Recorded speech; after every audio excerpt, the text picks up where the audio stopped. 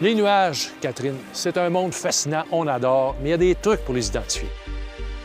On les voit, là, ça prend quand même là, une bonne portion du ciel. C'est vraiment comme une couche. On a plus du horizontal que du vertical. Tout à fait. Hein? Tout à Alors fait. là, on s'entend, c'est des nuages du type stratus. C'est une véritable lecture météo qu'on peut faire. Hein? Parce que les nuages sont riches d'un enseignement. Là. C'est ça, on est capable de quasiment prédire l'avenir avec les nuages. Exactement. Ça vous donne des indications du type de temps qui s'en vient.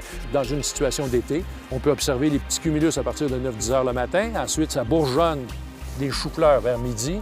Puis là, en après-midi, Les orages. cumulonimbus. Ben oui.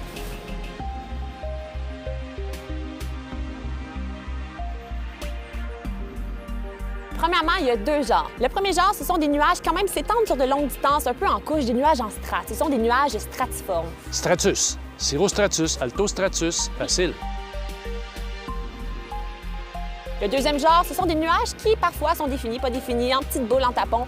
Des fois, ça ressemble à des choux-fleurs. Ce sont des nuages cumuliformes. Donc, nous avons les cumulus, les altocumulus et les cirrocumulus.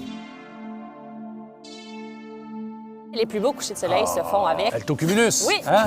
Quand le soleil se couche, il est en dessous. Ça reflète Oui, sous le dessus des sur nuages. la base des Oui. nuages. C'est à ce moment-là qu'on va retrouver du magenta, Oui. du jaune ou du rose, hein? Des couleurs absolument magnifiques. Tout à fait.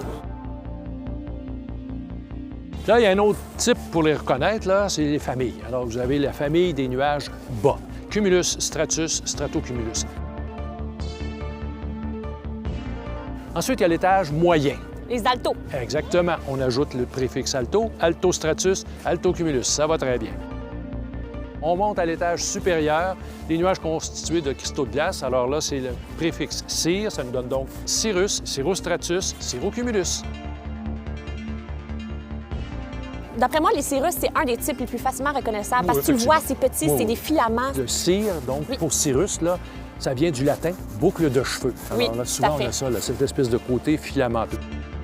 C'est fou de penser qu'avec tout ça, on peut avoir une centaine de combinaisons différentes de nuages. Alors, on comprend bien qu'observer les nuages, c'est loin d'être plate.